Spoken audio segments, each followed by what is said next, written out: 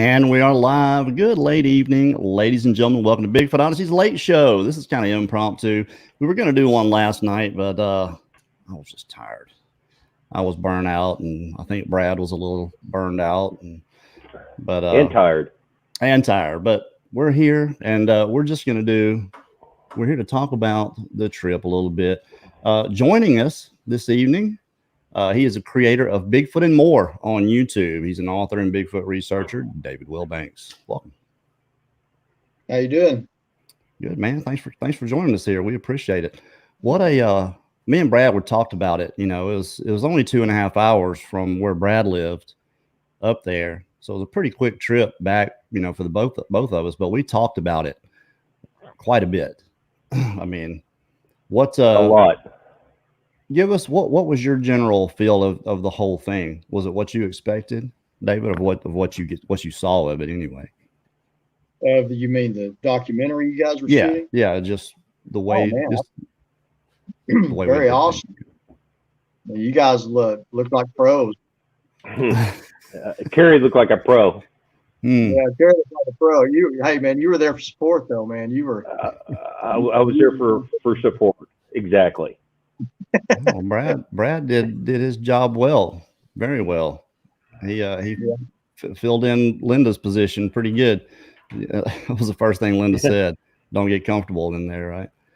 Yeah, I'm trying to remember my speech. Was it on this episode of Bigfoot Odyssey's Late Show? We're in breezy southeastern Oklahoma. That was it. Yep. Let's see if I hope you enjoy.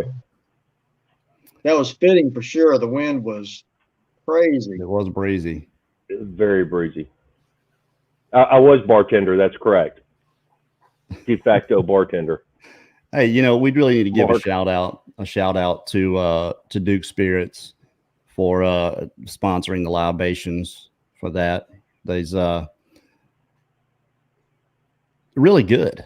I mean, I'm not much of a drinker really, but that bourbon was really good. So you guys definitely need to go. They have a website, don't they? Duke Spirits. They do, and I believe you can go to the Duke Spirits website. But speaking of that, I was gonna, in my mind, I thought I'd left a bottle in the camper for Mark, and lo and behold, it came back with me. So I got to get Mark a bottle. Stuff was magnetic. Yes.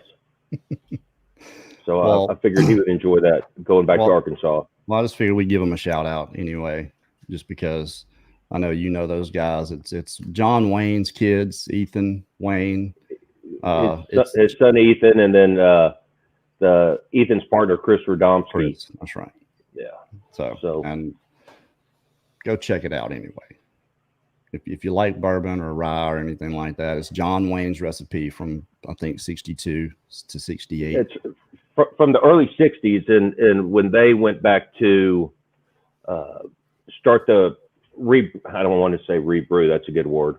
When they went back to recreate the Duke Spirit, they actually got the actual distillery equipment that was used back in the early 60s that made it so they could keep it as authentic as possible. So it's exactly how it was then today. Well, they support us, and so we support them, and we definitely appreciate that. Big shout out to Roxanne Corey's. She won the drone and let us use it one more time, and we got good use out of it. Roxanne, that went out today. Should be there at the end of this week. But I got some really good drone footage in there, and it's cool. It's a cool drone. Oh yeah. I hope you get a lot of good use out of it. Get some good images for us, Roxanne. Also, big thanks to Vermont Art Supply. There's not a link in the description. There will be one at the end of the show. For all you artists, any art supplies you need, Vermont Art Supply. They sponsored the shipping on that, and that's John. Thank you so much for doing that. We appreciate it, John. So, Brad, give us a little overview. What did you think about the whole situation there, the whole experience? I thought it was fascinating because and what I mean fascinating by it, it's fascinating watching you film and how much thought and preparation you put into lining up how you want to do it. And so much as being at Mark's place, it's hard to describe because it was so crazy cool. And when you see all the different places in the videos that on his YouTube page where stuff has happened, and then seeing it in person, it was creepy cool. I thought.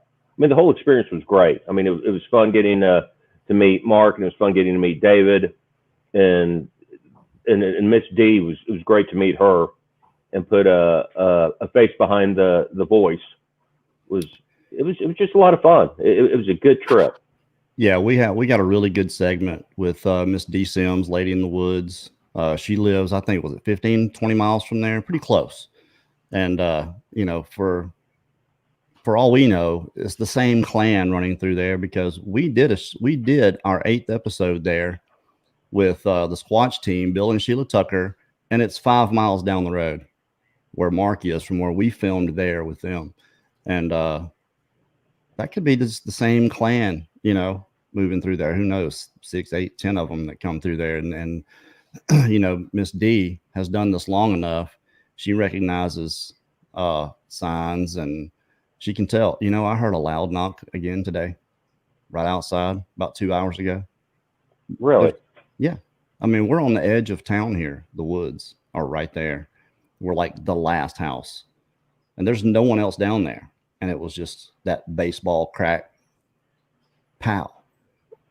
What do you think about that, David? Should I be concerned? Concerned? I'd say excited. Excited? I should be excited? Okay. Forgive me if I'm not. I just don't want them to know that I know. That's all. If they are out there, I don't want to acknowledge them at all. Just Sergeant Schultz. I know nothing. That's right. I know nothing. I know nothing. As far as the story goes, the whole story with Mark, once you get the 30,000 foot view, it is creepy. And some of the implications in it, especially with his kids, because to me, that's the only reason they even came close. What do you think about that, David? I think that's just the fact that the neighbors and such don't have similar experiences, that, at least to my knowledge, or haven't noticed anyway. Yeah, but I would say they're curious about the kids, coming up and watching them, and I would be concerned about that as well. Well, the kids are Mark's youngest son, Trevor, who we got to meet. Travis, sweetheart, great kid. What a great little boy. I've never seen a kid who's not smiling. Oh, he was smiling the whole time. Every time I've been around him, smiling. And he was right there with us, fearless. He came to Mark initially about this. This is not something that he went looking for. His kids came to him, and then his daughter sees one. His 9-year-old son had been having issues at the bus stop. This a man in the woods following me and then watching them through the window. I mean, that part of it, that kind of creeped me out. And then Mark puts up, umpteen dozen game cams, gets some incredible images on those. One, when I get done with this documentary, this is going to be the best one we've done yet. Extremely powerful and emotional. From Mark telling his story. And we did the interview. We had set up to do the interview outside, and it was just too windy. It was 30-40 mile an hour gusts, and it was just that's all you're going to be able to pay attention to was leaves falling everywhere and the wind blowing. And me talking. and Brad talking 20 feet away. That's a sensitive mic. It is. We found that out doing the Woodburger Farm episode. Linda had the kids like 30 feet away, and they were over there talking, and I had to edit all that stuff out. So luckily we were able to get some stuff, and it didn't mess it up too bad. So we learned from experience that microphone is really good. But moved it inside at the table, just Mark, and the lighting in there. It's and just the way he tells everything that he went through. It's going to be so good. And I'm not sitting there pumping it up. It's going to be at least a week before I get it out, because I'm leaving in the morning to go back to work. So I got to drive out there, do a bunch of work. So I'll be working on it in between, but we're looking at a good 20 hours at a time on this one. Well, Kerry, I got to throw this out there. I've worked in the past on a documentary with the Travel Channel, and the way you were going about recording and filming, I thought you were just as professional with your camera and setup as they were. The only difference, hey, seriously, the only difference I could tell is you didn't have extra sound guys with mics up overhead and production assistant. I guess, Brad, are you the production assistant? Theoretically, that's what I do. I'm the production assistant, and I supply whiskey and bacon. Well, I forgot the bacon, but. Okay, we was talking so much about bacon when I was there. I went home the next day. I was frying bacon up. Actually, that evening when I got home, I cooked up a bunch of bacon in the skillet. So I bet that was good. That's pretty funny. I did the same exact thing last night. I cooked an entire pack of bacon and fixed eggs and sausage. We had breakfast for dinner last night. I still haven't had any. By request, but I wasn't complaining. So yeah, bacon is handy. Who doesn't like bacon? So exactly. I want to talk about this. David, you've written a book, and you're in the process of writing another one. And I got this right here, and I got, look, autographs. You can see, to my friend Kerry. I read that part that you talked about, and it's so. Look, I have this thing about books and people, having their book and pushing their book and all that thing. And it's, as long as it's got some useful information in it, we're okay with it. So I didn't mind pushing your book, and I would tell anybody, absolutely go and get this book, because I read that one part you told me to read, and it's from the perspective of the creature. And that was a little bit different, but what got me was how much it mirrored what happened to me. That this creature could have been thinking the same thing. Of course, the Shampe, they're notorious for eating people, and I know you got this from hearing the old the Native American stories about the Shampe is just Sasquatch, essentially, isn't it? Well, they don't call it that. As you know from, and I'm sure you've researched this, most of your native tribes over here, they have their legends of a hairy man of the woods. Right. They call it Sasquatch. It's never a hairy ape, by the way. It's always a hairy man. That's a whole other conversation. I've had that conversation with even with Dr. Bendenagel years ago. No, they also have legends of the cannibal giants. Whether it's on a swamp in the Pacific Northwest, stone giants, and so on. But the Choctaw natives, their cannibal monster is called the Shampe. And the description of it, of course, it goes back to your home state of Mississippi, which is, the Choctaw's homeland. Yeah. And it was described as a large, black, ogre-like, hairy monster, basically, that lives in the swamp, and it will follow a hunter or anybody that crosses into its territory, and it will kill and eat them. And the only way to escape this Shampe, they say that you were carrying game that you'd killed, if you would throw it down and run, and perhaps it would decide to eat that instead of chasing down and eat you. It was also described as having a very overpowering odor that was almost incapacitating to a person that smelled it. So, and I just took and worked that into to me, they're describing a Sasquatch that's not very friendly. So, right. That was the experience I had. There's not a doubt in my mind that the Choctaw, and I'm 1/8 Choctaw, by the way. My great grandmother's full blood Choctaw. Really? Yes, and on my mother's side. Yeah, I'm the only one in my family with blue eyes. Everybody in my family has brown eyes and dark complected, and I got more of the Norwegian, the Viking look. Oh, speaking of, I'm batting 1,000. What was the first thing Mark said when we got out of the truck? Brad, you remember? Oh, you're bigger than I thought. Every single time. It happens to me every time. And I'm not that big, really. I guess I just look smaller here than I actually am. So That tall there. yeah, I'm only 3 inches tall here. So So it's those high heels that do it to you. that's what it is. I need to quit wearing those, don't I? But anyway, there's not a doubt in my mind that the Choctaw would have said that's what they would have called what I experienced is the Shampe. It's Sasquatch. It's the same thing everyone else sees and comes in contact with everywhere else. It's the same exact thing. I would almost guarantee the same thing Mark has up there, the same, if you want to call it a type, if you want to type these things, they do from place to place appear differently.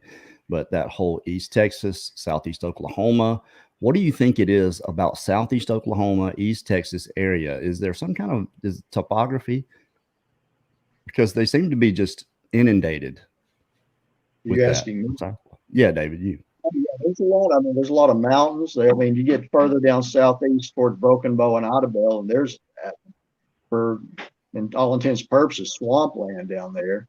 I mean, you got the mountains, you got the cypress swamps, you got a wide variety of terrain that's just almost impenetrable in some places. But I want to run back to that where you said it's the Shampe. Do you know what the Choctaw word for the more benevolent Sasquatch Bigfoot is? So it's a whole different word. It's something Daryl. separate. The word Daryl, yeah, funny. No, it's and I hope I'm pronouncing this correctly. It's Hatak Chitto. In Chickasaw, it's Hatak Ishtu, and it means the same thing. It means big man. Okay, but that's the way the Hatak Chitto is the word that they use to describe what we would refer to as the more shy forest giant that would rather stay away from us. Where the Shampe is a monster that thinks we might taste good. That's what's that word again? Hatak Chitto, Hatak, and then Chito. And that's just describing the same thing, only evil, I'm guessing. Well, Hatak Chitto means simply big man. People big. Okay. I saw somebody wrote that in the chat, so I cheated. Big man. And then Lockbeard wrote that.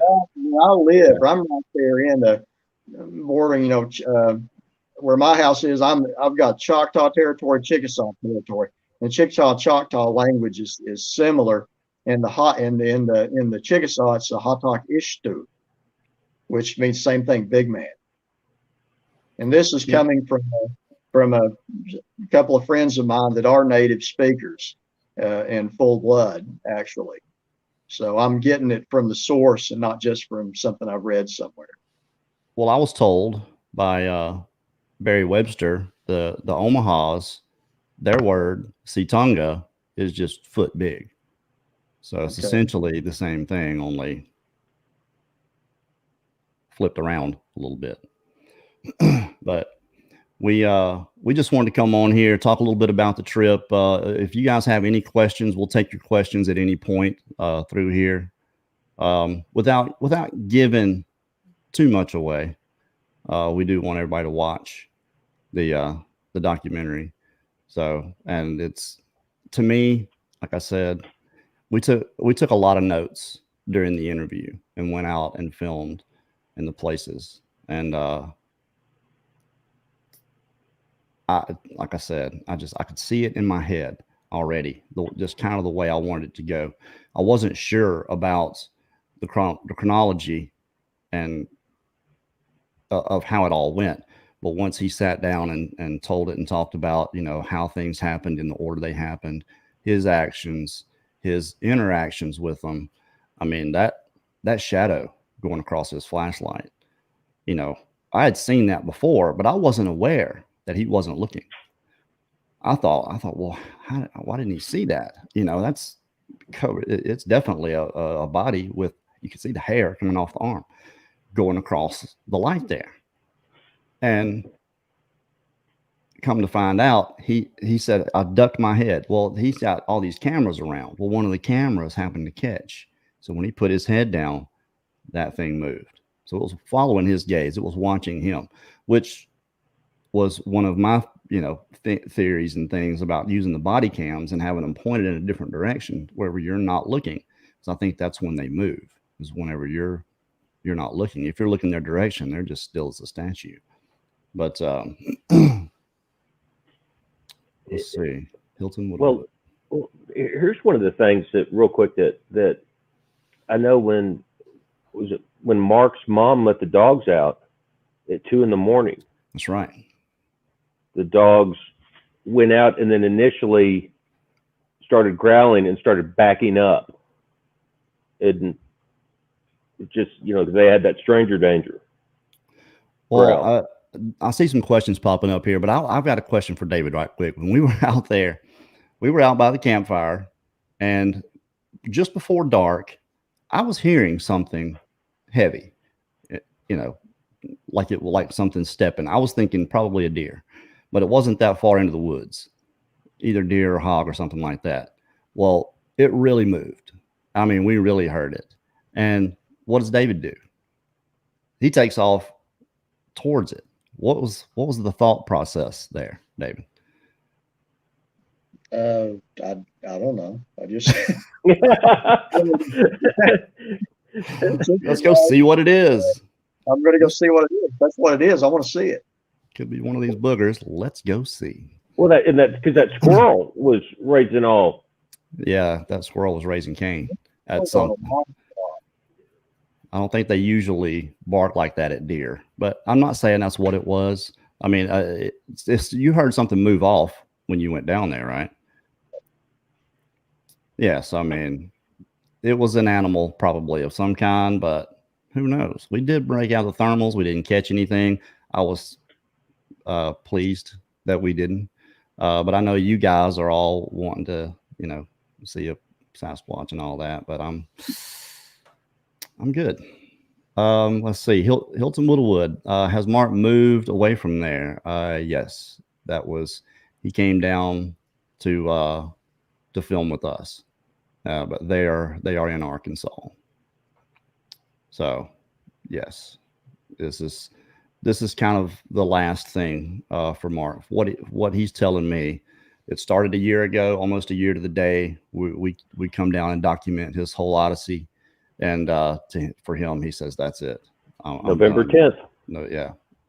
He said I'm done with the whole thing. So yeah. Yeah, Go ahead, David. I'm sorry. No, you mentioned I was writing another book, and I'm going to tell you kind of what it's about, so you can hold my feet to the fire and make me get it done and not procrastinate. The next book I'm writing, it's nonfiction. It's going to be based on my research into this subject over the past 20 plus years. And Mark gave me permission to document his story as well in there. So actually, when I got through with you guys the other day, I went home and I started writing on another chapter. So, well, anyway, cool. I mean, he gave you permission. That's good. There are people that do that. The fictional book is easier to write because you can have the idea, and the stuff as you read more of the book, you will notice the parts where I'm talking about the Sasquatch. That comes from my research that I've conducted over the years to what I believe that they probably are. But when you're doing nonfiction, you don't just put people's accounts in there without getting permission. So it's right. A little bit more involved. So. Yeah. Plus there's a lot of credits, I'm sure, involved in that too. Yeah. You really have to do your research to me. If you're going to put something out, and especially if you're making any kind of broad claim, you got to really do your research on it. Deborah Johnson, when's the documentary? I wish I could give you a definite date. I got called back out to work. I'm going to be actually in the field working for at least a week. So I don't want to give a date and say it might be 2 weeks. It might be 1 week. I'm really just not sure at this point. I'm going to work on it as much as I possibly can. I'm not going to do anything else. No shutter, no anything like that. I'm only going to work on this when I have the time to do it. So, and I'm going to take my time and do it right. The way I see it going in my head is the way I'm going to put it down there. I've got a lot to go through. 4 hours and 21 minutes of raw footage I have to watch and then take out, you know, the parts that we're going to put in there. And then all the stuff Mark gave me is original stuff. You know, he had edited some of it and put it on his channel. Well, I'm going to take his original footage, put it in the editor, and enhance it and highlight it as much as I can. Just like the whole with the shadow moving across the flashlight. That whole segment is going to be about 5 minutes long by itself because I'm going to slow it down and freeze frame, show the hair, you know, coming off of the arm where you can see it. And I think there's a little hair you can see on the body too. So just things like that are going to take some time. Where he got the image of the really tall one he calls Captain Morgan and the female in the same place by the tree. And he got his friend to stand there and he did that overlay. I got that stuff. That's, you know, when you're talking about a blurry image, okay, and people talk about doing follow-up shots. Follow-ups are important for validation. So someone can't say, oh, well, that's just a shadow or that kind of looks like pareidolia, you know, but Mark has that same exact angle with nothing in it. He's got it with the tall, and this thing's 10 feet tall, at least, standing there with his friend overlaid. It's half his size, you know, maybe a little more than half. And then the female's about 8 feet tall. And I say female because you can kind of see her right breast a little bit. But in that same spot, even though they're blurry, you know, you can't make out any definite features. You just see kind of the outline and them standing there. That's not nothing. And because of the size and the height, it's not just somebody in a suit or somebody out there messing around. You know, it's such good evidence to me. And then, you know, the footprint where that was cast, we got that segment's going to be in there. The stuff around the jungle gym, you know, and where he got the image of the one walking toward the camera and then got it again walking away. What else could that be? I can see that clearly. Me. I mean, if you put it up on YouTube, if you don't use the right codec and compress it right, it can unpack not very well and end up being a lot blurrier than you have it as your original on your phone. So, you know, me and Brad were talking about that today, the importance of putting all your footage together and compressing it the right way to put on YouTube. And I was lucky enough to have someone show me how to do that early on. So you're going to see these images as clear as you can possibly see them. And you can actually see these things, this huge body coming toward this camera and then again walking away from it. The only one that's even going to be remotely questionable is the one standing under the jungle gym there. But even then you see its eye shine. So, I mean, I'm going to try to lighten it up where you can actually see the big Popeye forearm sticking out there and holding on. And so I'm going to do my best with it, guys. It's going to be good. Lockbeard. Lockbeard has to stir things up. That's what he's around for. He's going to stir it up. Who let the dogs out? His mom let him out at 2 o'clock in the morning, and they were riled up for something. Apparently they were acting uncharacteristically. What was the whole deal there, Brad? Something they sent something, and Mark's mom said that they went out, took a couple steps, and then instead of turning around and coming back, started backing up, facing whatever it was, and that they don't do that. It's, well, you know, we met the dogs and they're super sweet dogs. Yeah, well, that one they said Well, bites. Bailey, yeah. Bailey, that was it. Yeah, Bailey looks like Bailey's been around for a while. Yeah. They were sweet though, especially when we left. They at least came and said. But the little bitty one, what was the youngest one's? The one that just lost his man parts. It was a cute little dog. Anyway, that's beside the point. Anyway, the dog's backed up. They sent something, and we're not pleased. So it's going to be good. Simple as that. VA Neely, do y'all think Bigfoot mocks owls? Let me tell you this. I had an experience where before I ever even remotely had Sasquatch on my radar, I was camping out on my lease one night, and it was probably 9:30, 10 o'clock. It was getting pretty late. And well, when I camped out, it wasn't like pitch a tent and all that good stuff. I was leaving my truck because I live 45 minutes away and I hunt till dark, and I'd come back at daylight. There's no point in going home. Just sleep in the truck. So I would get my chair, build a fire, hang out for a while, get my truck, go to sleep, get up, go back hunting again. So I'm sitting there, and only one person knew where I was, and that was the guy that hooked me up with his grandfather. He knew exactly where I would be in there. And I heard an owl, but it wasn't an owl. It was clearly a person. I mean, it was breathy. Who, like that. Maybe not exactly like that. And I don't remember exactly what I said, but something to the effect of, okay, I hear you. Come on out, but nobody ever did. So I guess, well, maybe that was an owl. He was just sick or something. But it wasn't long after that I heard a fox yip that sounded like somebody imitating a fox yip. I know you know what I'm talking about, David, when I say a fox yip. They can make this high pitched, it's a bark, I suppose. But it's if you didn't know any better, you wouldn't think it was a fox making that sound. But it still wasn't long after that same night, and it was like 50 feet behind me.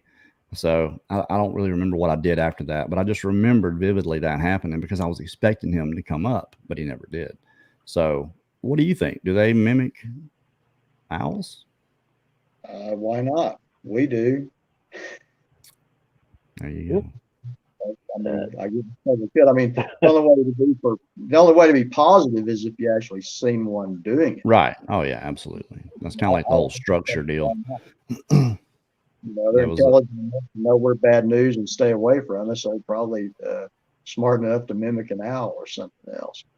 But you played some vocalizations for me, and one of them that you played sounded incredibly like something that I heard just a few weeks ago down the that was Screams caught on game cam, Georgia 2013.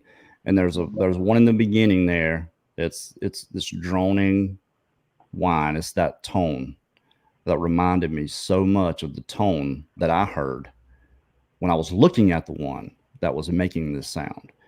And it was that multiple vocal cord type of sound. It was like demonic. I'm not saying it was a demon. I've been lambasted for this before. That's not what I'm saying. The sound, the things you hear on TV that sound demonic, I guess, is so unnerving. Sends chills down my spine every time I hear it. Well, and when this happened, I mean, it was right in the woodline. You could kind of feel the reverberation in your chest. And the fella that had come down, I think I told you, Cornell came down from Massachusetts. Scott has the No Such Thing podcast. He slept through the whole thing. It's like 5 o'clock in the morning. It had gotten cold, and the only reason I was awake is I sleep out in the open. Fire had gone down. I was cold, and I was up putting more wood on the campfire when that made that noise. And he's dead to the world. Why? I'm sure he's listening to this if he chimes in, but I guess jet lag or whatever. He slept. I was like, Cornell, wake up! Throwing stuff, and all I heard was chainsaw. Let us know, Cornell, what was going on there. If you're here, if you're watching. He texted me earlier, said he's going to listen. And man, Mark's he'll sleep through stuff too. He's been up there with him before. Once he goes to sleep, he's the same way. But I'm a pretty light sleeper. going back to the vocalization and the sound thing, you're not wrong. Unless we see them doing these things or sounding like an owl, there's no real way to know. But when you have an area, especially like Mark's area there, okay, his kids have seen them. He's having these experiences. These Sasquatch are around his place. Now you can walk out into the woods and find a tree break, just willy-nilly. Could have just broken, something fell on it, whatever. You go around the perimeter there and you find, and when I filmed all this stuff, particular breaks and particular other sticks that didn't fall from anywhere. There's nowhere these things came from, 8 feet long, this big around, just a straight limb leaned up there. You find this stuff all around there, but if you go deeper in the woods, you don't see it. It's all just right up in that general area. So there are assertions you can make, educated guesses, I suppose you could say, to some of these things. When people, there's Sasquatch in the area, you hear this sound, it's not quite right. You can almost assert that, okay, that's Sasquatch doing this, even though you can't say for sure. We still, that's science is best guess, really. Anyway, most of it, the first thing you do is guess. Let's see, JKNGA, have you seen the Mary Green book that supposedly has words? I haven't read the book. I've heard a lot about it. I don't know. It seems to me, like David, we talked about the Native Americans having different names because they spoke different languages, because they weren't, these tribes weren't connected. So their languages evolved differently. I'm sure some words were probably the same, but because they were separated, these tribes were separated, they spoke different languages. I would assert that Sasquatch do the same thing, that possibly their languages aren't universal, that because they're separated from coast to coast, that the way they speak. So I think when you're talking about the language of a Sasquatch in a particular area, maybe it got picked up by Native Americans. Maybe they listen to us enough to know specific words. Maybe they just watch us closely enough to know our notions and tendencies, that they don't have to know exactly what we're saying to know what we're thinking. Maybe that's the case. But just a thought. Yeah, it's all taken into consideration, Yeah, we have to consider all these things because we don't know anything. We talked about this too, David. 25 years. What do we really know? I know a lot more that I don't know. Right. Yeah. I tell people jokingly, the only thing I'm 100% sure of is my own ignorance. And, Love you, Abel. Love all you guys. Would not be here doing this if it were not for all of you. There's almost 300 people watching this right now. Lindsey Buckner, that sphere Mark caught in the fog is pretty awesome too. I don't think I saw that. That could be in some of the stuff he gave me, but was that an orb? Do you know what she's talking about, David or Brad? Yeah. No. I think it was not. I 100% don't recall, but I don't think it was an orb. I think it was more like a fog. Like a mist. A mist like a swimming pool that kind of parted. That's something it came in and left. Okay. I'll have to get with Mark on that. Iron Dogger. Welcome, Iron Dogger. Do you think they're capable of manifestation of material? I think that's items instead of higher intelligence. I would definitely agree higher intelligence. For me, I just haven't seen enough good evidence for stuff like that. People say those things, and it could be absolutely possible. But that's one of those things that, for me personally, I'm going to have to see it. We always open up ourselves to the possibility. Like we always say, you don't have to change what you believe, just expand what you believe is possible. And maybe that is possible. But whether they do it, it would explain a lot, I think, if we found out they could do those things. Oh, this is funny. David Hayes says, where's the Oklahoma casino footage? You know, that's a good question. I don't think anybody knows where that footage is now, but we have a nice segment in the film about this whole story, the Oklahoma casino thing. Because when I heard the story, this is what I heard. That can't give it away. Well, I'm just going to say the part of the story that I heard was there was this Sasquatch came into view of the camera, came up to a I can't think right now, a trash bin. It put $10 down on the hard 8. Yeah, that's what it did. Put it Is all that on the story? I'm betting it all on red. Yeah, no, it comes up to this dumpster, essentially, takes 2 bags of trash out and takes off running. That's the story I heard from several different people. So it's just, to me, that's not the story, ladies and gentlemen. So you're going to hear it. We have it in there. We don't have the footage, David. I apologize. I hope I didn't make it sound like we were going to have that footage. But what I had heard was that they called in wildlife, and wildlife took the footage and left, and they've never seen it again. And I'll just say this: none of that's the case. Is that right, David? None of that's right. None. Okay. What they did with it after me and 2 other people saw it that are outside the tribe? What they did with it? Don't give it away. Don't give it away. Don't give it away. Don't give it away. David has seen the footage, but you guys are gonna have to watch to get, because it's a cool little part right there toward the end that we're gonna feather in there. Y'all will enjoy it. Dad's there to make sure we don't give too much away, right? Exactly, especially on that one. On that one, since I accidentally took the footage home with. Oops, shit, sorry. Oh, and we're gonna have some bloopers. Oh Lord, we got some bloopers in this one. Brad, especially Brad and I, we had shot the whole thing, right?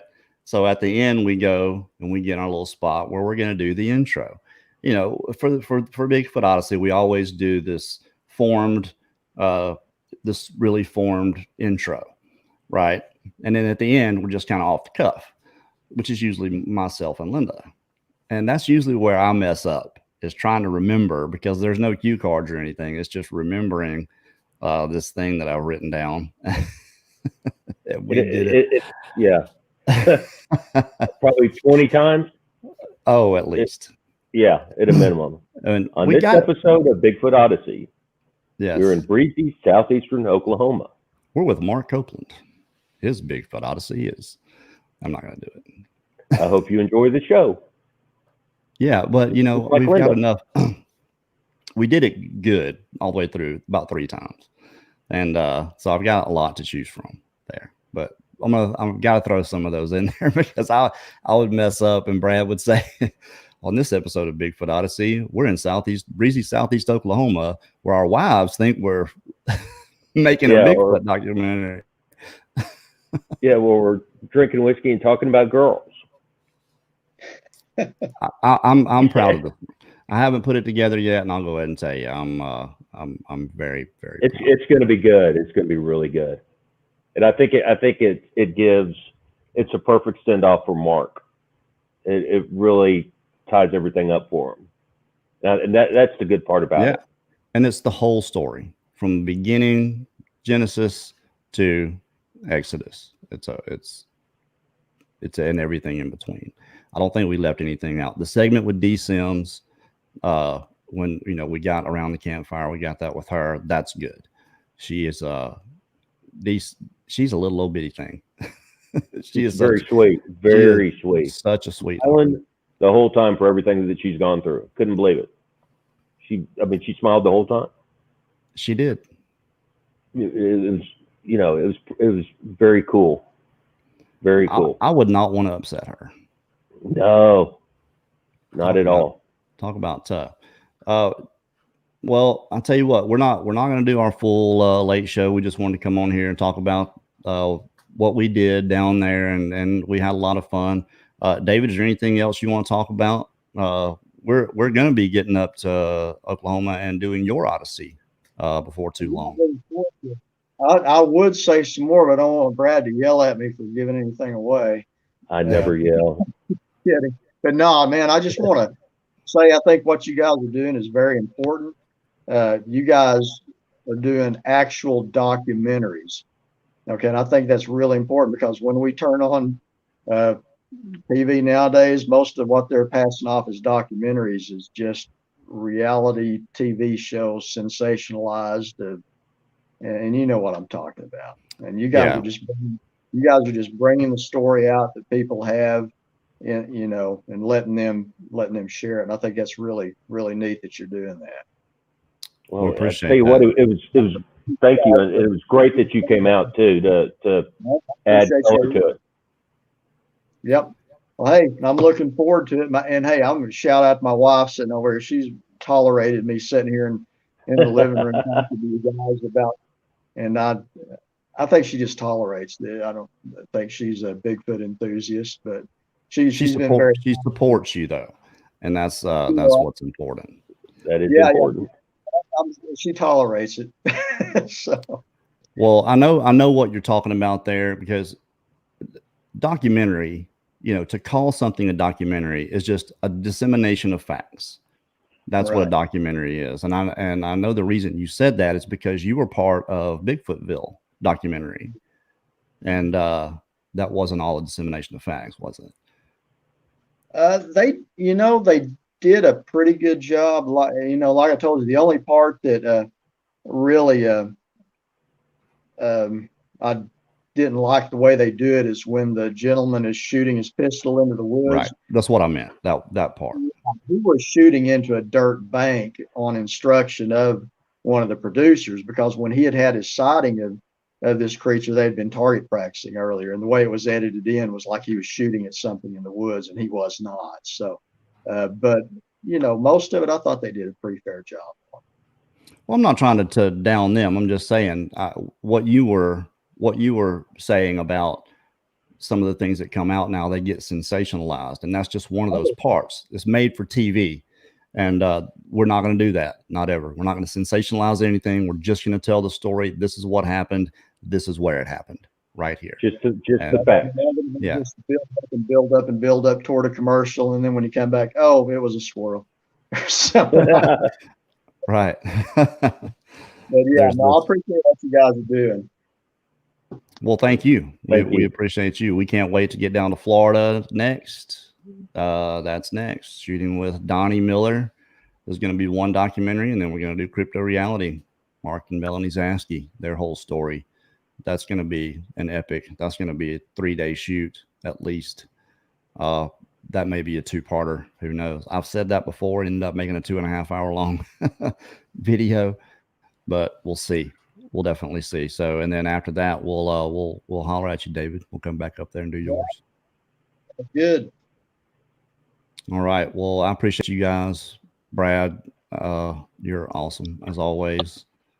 And you're awesome too, Kerry. The yin to my yang. Oh Lord, I liked it too. I did. I wasn't saying that. I was just saying I liked Bigfootville. It was actually pretty good. Yeah.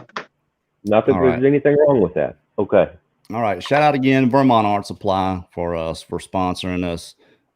Duke Spirits for sponsoring us, and all you guys for sponsoring us, because we could not have done this if you hadn't, and we appreciate that very much. But we do very much. Thank you, David. Once again, we'll be hollering at you soon. All right, man. Y'all take care. You too. Take care, David. Good night, everybody. Peace out.